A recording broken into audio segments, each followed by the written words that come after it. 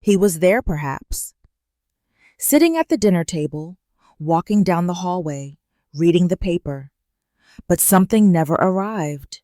Not the gaze, not the warmth, not the invisible thread of affirmation that tells a child, "You exist in my world." The wound left by the absent father is not always marked by drama.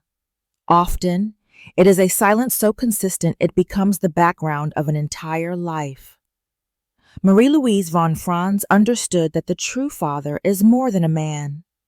He is a psychic principle, a structure within the soul. And when that principle fails, something foundational cracks. For the developing psyche, the father represents more than guidance. He is direction itself. He is the one who symbolically separates the child from the protective maternal realm and hands them to the world with blessing and clarity. But when the father is absent, whether through abandonment, emotional distance, or even exaggerated idealization, there is no such handing over. The child remains suspended, half-formed, always wondering where they belong. The result is not merely sadness, but a spiritual disorientation. You go out into the world not to express yourself, but to search for something lost. Approval becomes survival. Achievement becomes identity. What makes this absence so disorienting is that it rarely announces itself. There is no script for grieving what was never fully there. So the psyche adapts. It creates a mask of competence, of detachment, of independence. But beneath it lives a quiet desperation, to be seen, to be named, to be given a place. Jung taught that when an archetype is unmet in the outer world, it does not vanish.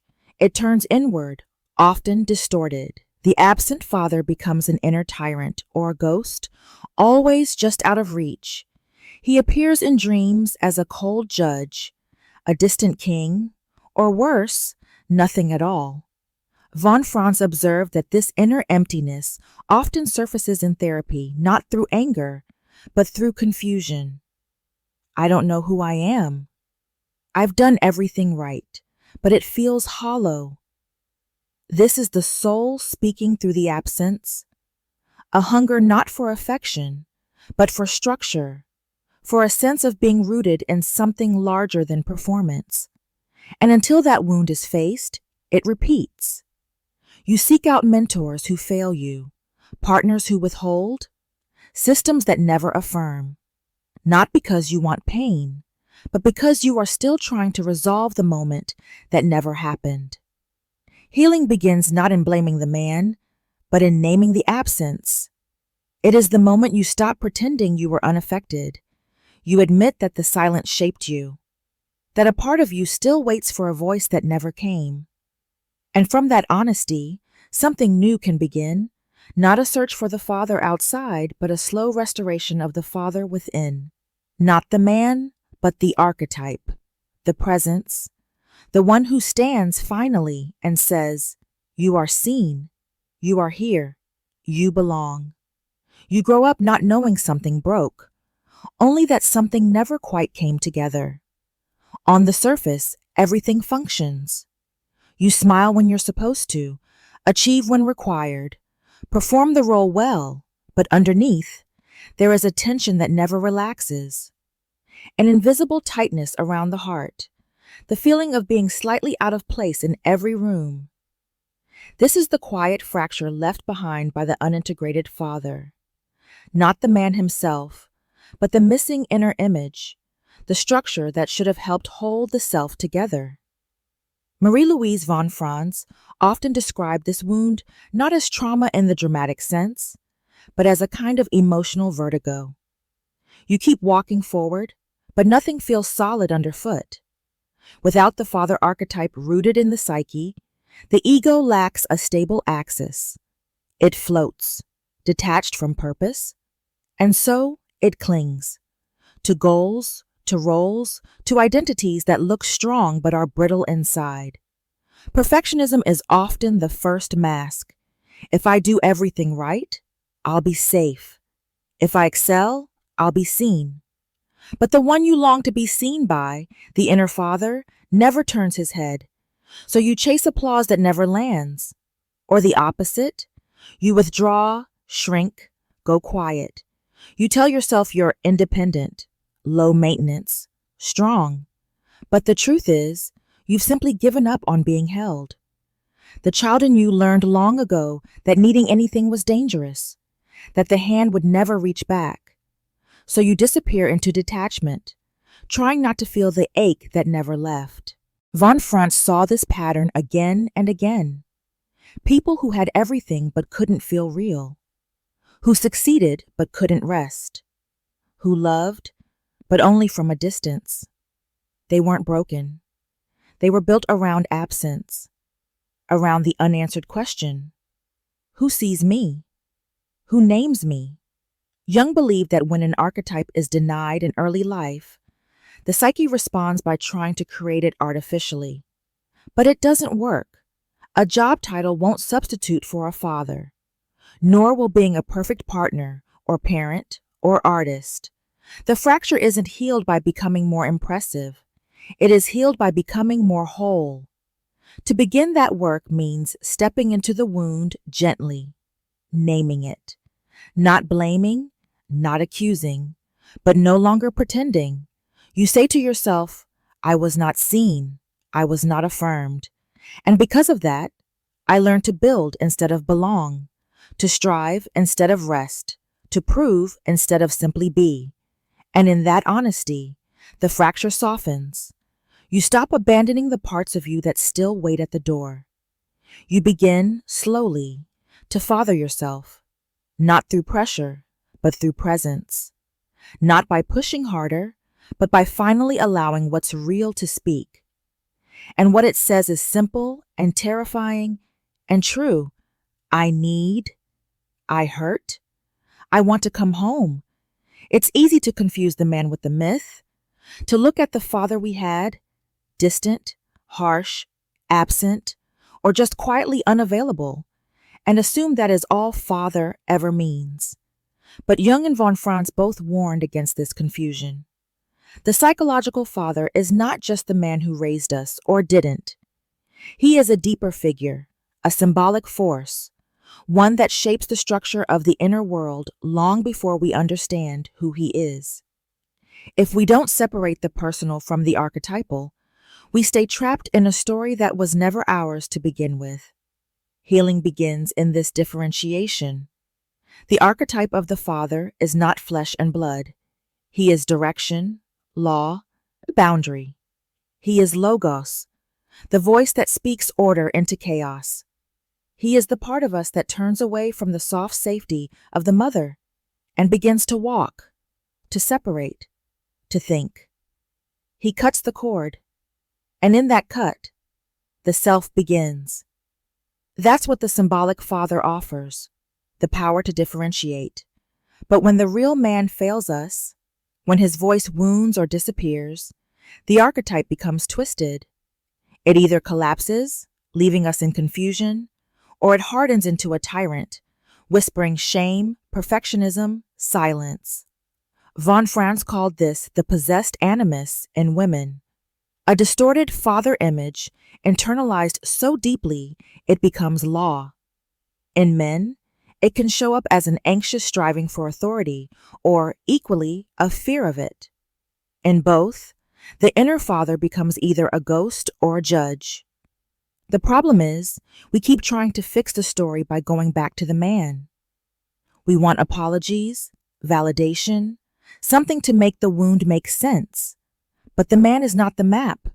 He was only ever a flawed vessel for a pattern far older than him. You can't heal an archetype by fixing a person. That is the turning point. When you realize that your anger toward your father isn't really about him, it's about what he didn't embody, about the energy he failed to represent. You grieve not just the man, but the absence of the pattern he was meant to carry. And that grief clears space, because now, finally, you can begin to seek the real father, not outside, but within. He doesn't speak in commands or disappointment. He doesn't shame or vanish. He waits, quietly, in the part of you that still wants structure without fear, direction without rejection, authority that blesses rather than wounds. This Father is not out there. He lives where Logos lives, in your clarity, your reason, your deep instinct to rise and shape a life that is yours. And the day you stop confusing him with the man is the day you begin to hear his voice again. The wound doesn't stay in childhood. It travels, quietly, like a shadow that shifts but never leaves. You find yourself drawn to people who carry something in their gaze, something cold, distant, withholding. At first, you don't see the pattern. You think it's just attraction, coincidence, chemistry. But over time, a shape begins to form. You've met him before. Not this man, not this woman, but the feeling. That sharp edge of not being quite enough. That hunger to finally be recognized. That ache when it doesn't come. Von Franz saw this repetition not as failure, but as signal. The psyche repeats what it cannot resolve. It recreates the wound, not because it enjoys pain, but because it still hopes for healing.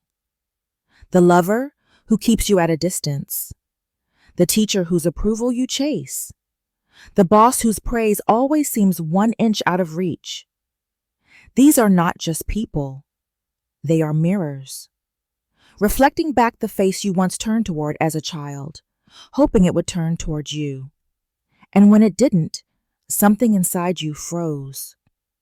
That frozen part still lives, still waits, still asks, "Do you see me now?" This is the machinery of projection.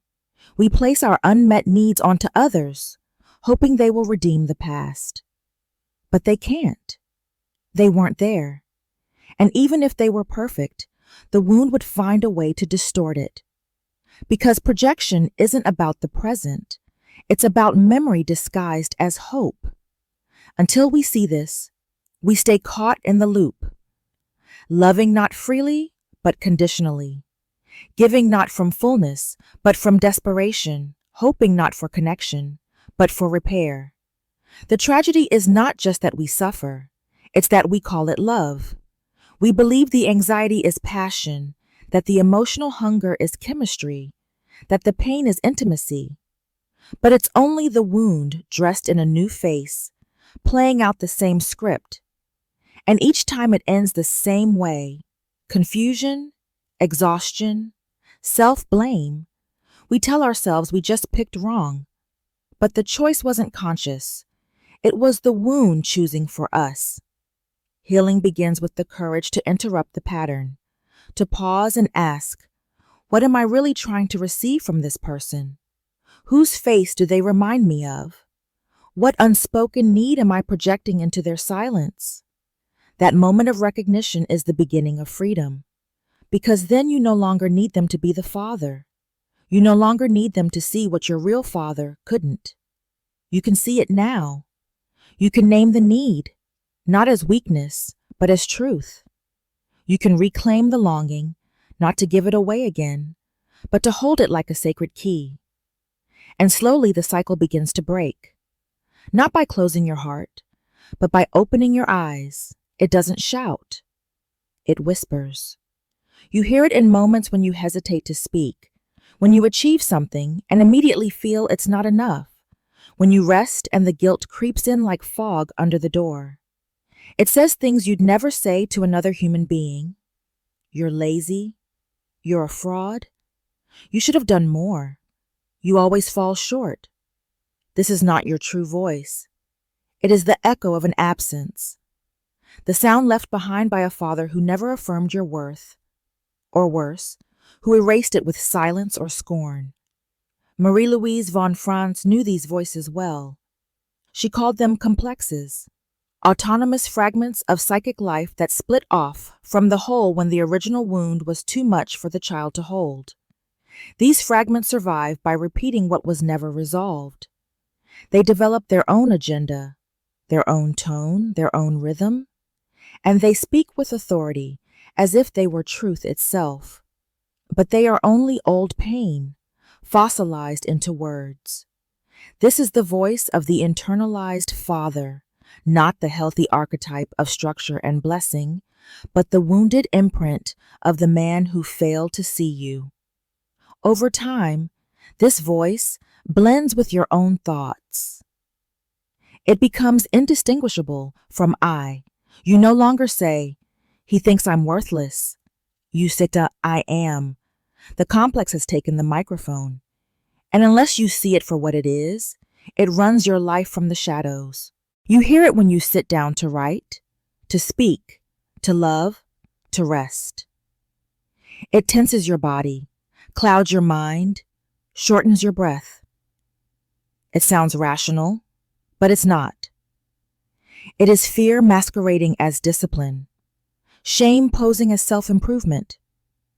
And no amount of external validation can silence it, because it doesn't speak to the world. It speaks to the original father inside you, the one you still unconsciously try to impress, to win, to awaken. But you can begin to separate. You can start to listen differently. The next time the voice appears, ask, who are you really? Where did you come from? Whose words are you echoing? That act alone, conscious attention, is a disruption. It breaks the trance. It says, I'm not a child anymore. I get to decide what belongs in me now. Von Franz didn't teach us to destroy the complex. She taught us to integrate it to notice it without fusing with it, to bring light into the corner where it hides. Over time, the voice softens. It may not disappear, but it loses its grip. And in its place, something gentler emerges. Not silence, but a new voice. One that says, Masu, I see you. I know how hard it's been. And still you are worthy. Even now, especially now, you became strong because you had to. You learned to carry yourself, to solve, to anticipate, to perform. You built a version of yourself that could manage everything, because somewhere deep down, you believed no one else would. This is the silent inheritance of the father wound, a self that does not rest, because rest was never safe. A self that does not need, because needing never worked. And so instead of collapsing, you rose, high-functioning, competent, even impressive. But underneath it all, exhaustion, quiet disconnection, a secret ache you never quite name. Marie-Louise von Franz understood this mass. She called it the inflation of the ego, a swelling of surface identity to cover the absence of inner ground. It looks like strength. It feels like control, but it is built around a hollow center, a place where the true father was meant to dwell, not just as man, but as pattern, as presence, as the force that says you are held, you are enough, even when you do nothing. Without that blessing, the psyche compensates. The child grows into an adult who lives by overdoing, overgiving, overachieving, hoping to finally feel anchored, but the cost is steep. The more the ego inflates, the more fragile it becomes. You can't stop, can't fall apart, can't admit you're tired, because the persona has no softness built into it, no room for error, vulnerability, or rest. You wear your competence like armor, but armor isolates, and over time it becomes a prison. You stop knowing what you feel, you stop asking for anything, and in moments of stillness, if they ever come, you are left with a terrible emptiness. Not because you are empty, but because the self behind the mask was never allowed to breathe. This is the paradox of the strong one. Everyone admires you. No one knows you. You're praised for how much you carry, but no one asks why you had to become the carrier in the first place. The world rewards your performance, not your presence. And the longer you live like this, the more disconnected you become, not just from others, but from yourself. You look in the mirror and see success.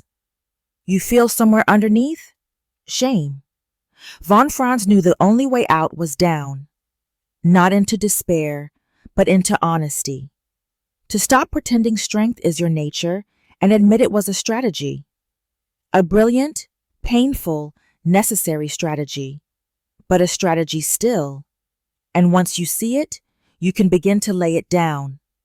Not all at once, not dramatically, but slowly, by pausing, by asking what you really feel, by letting someone in just a little, and by daring to believe that maybe, just maybe, you don't have to earn your place anymore. You were always worthy, even when you weren't strong, especially then. At some point, the waiting ends. The longing for someone else to speak the words, to finally turn and say, "I see you, I believe in you," begins to fade, not because the need has died, but because something deeper has awakened. The truth that no outer father, no matter how perfect or present, can complete what was never fully born inside. Marie-Louise von Franz knew this moment well. She called it the threshold of inner authority, the beginning of becoming your own father. This is not a rejection of the real man, nor a denial of what he gave or failed to give.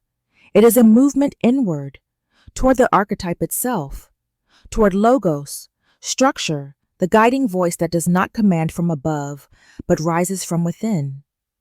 It doesn't arrive through force or will. It comes gently, most often in symbols. In dreams where a wise man appears, in silent moments when a sentence forms in the dark, unexpected but firm. Enough. You've done enough. The psyche doesn't rebuild itself through concepts. It heals through image, emotion, ritual. Von Franz taught that dream work was one of the purest ways to contact the inner father. He may appear as a mentor, a guide, even a mountain or house. Some structure that holds without crushing. These images matter. They carry psychic energy. And when we engage them, not interpret like puzzles, but relate to them as living presences, something begins to reform inside. Imagination, too, is more than escape. It's the playground of the unconscious. In guided reflection or quiet meditation, you can meet the father you needed, not the one you wished for, idealized or blamed, but the one who blesses, who puts a hand on your shoulder and says, "You are capable. You are safe. Go." This isn't fantasy. It's medicine. It's the psyche giving back what was withheld. Ritual anchors it. Lighting a candle, writing a letter, building something with your hands. Each act becomes a declaration. I am no longer seeking him. I am becoming him. I am now the one who sets the boundary and speaks the truth. I am the one who protects the parts of me that were left unguarded. And slowly, the inner father takes root, not as perfection, but as presence.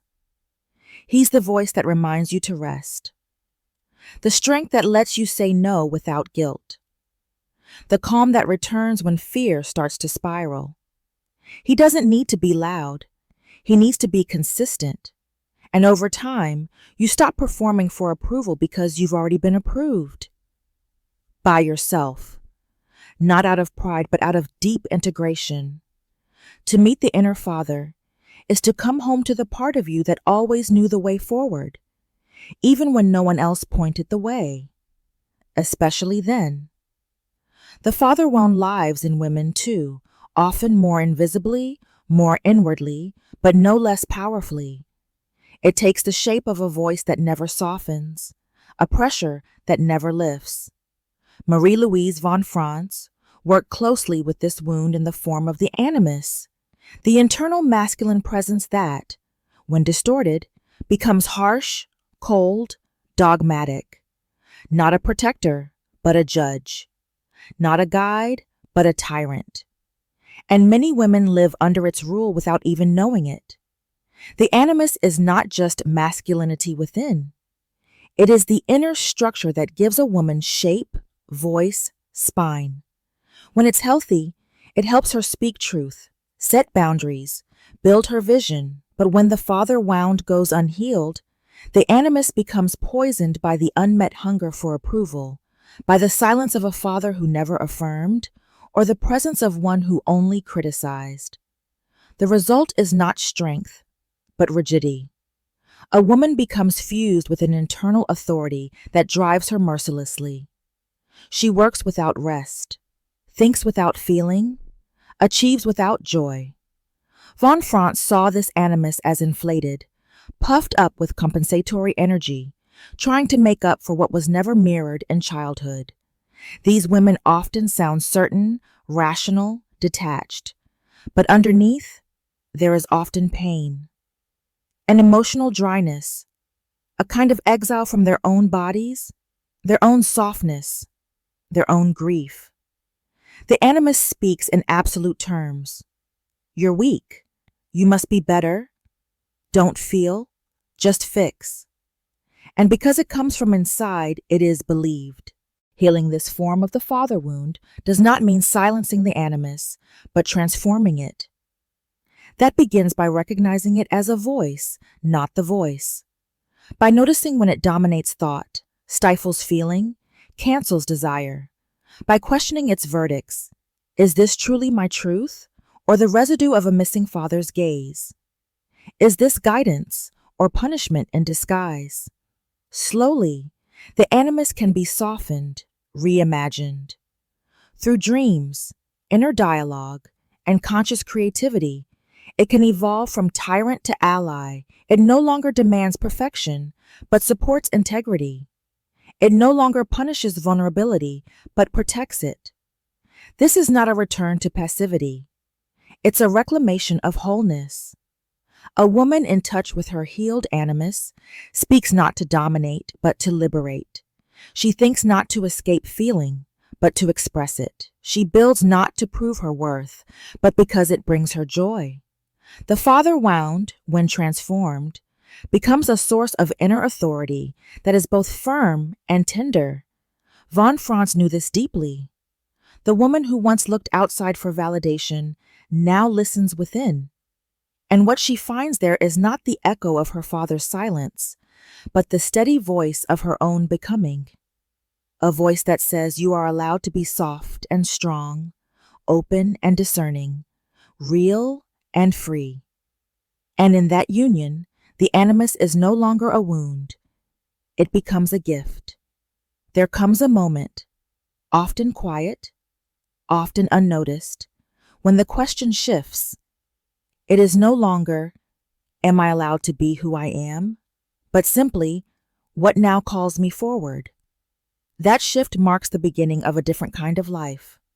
One no longer tethered to the gaze that never came, or the validation that was always withheld.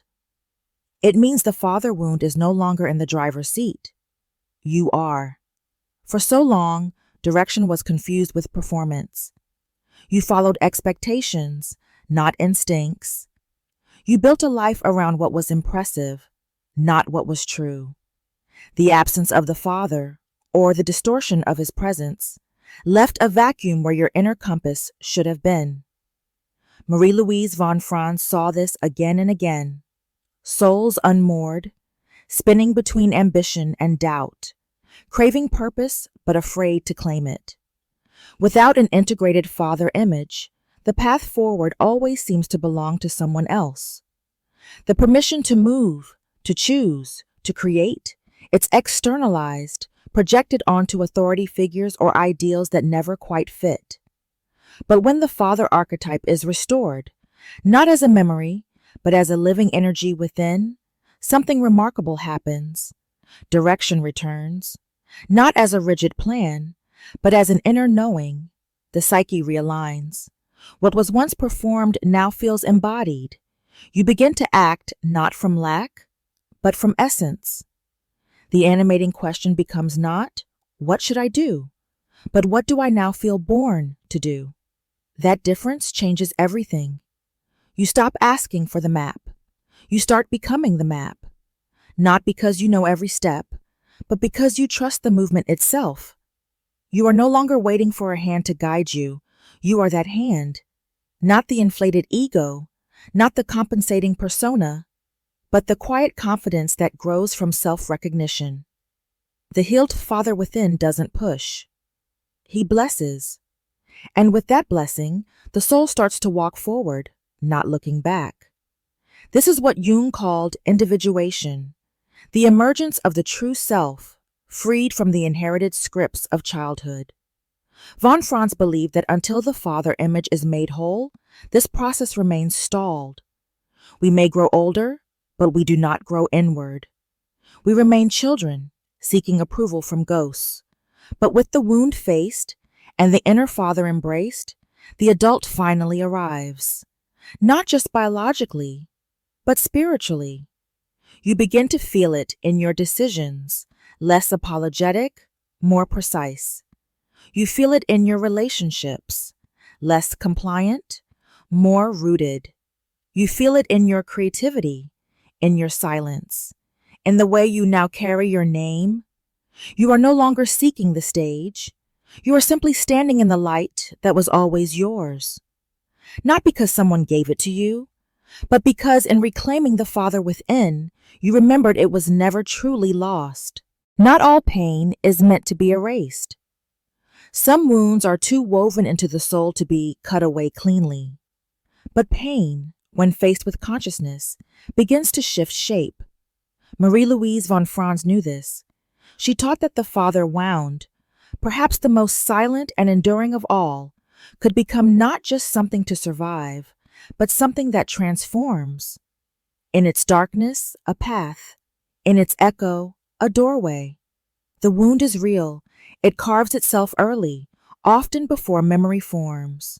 The absent gaze, the cold words, the unmet need for affirmation, they press themselves into the developing psyche like invisible fingerprints. And for years you build a life around it, a life of striving, pleasing, proving, or withdrawing, shrinking, numbing. Either way, the same question hides underneath. Am I enough without him? But the psyche never abandons what is unfinished. It brings the wound forward again and again, disguised as relationships, as exhaustion, as quiet dissatisfaction.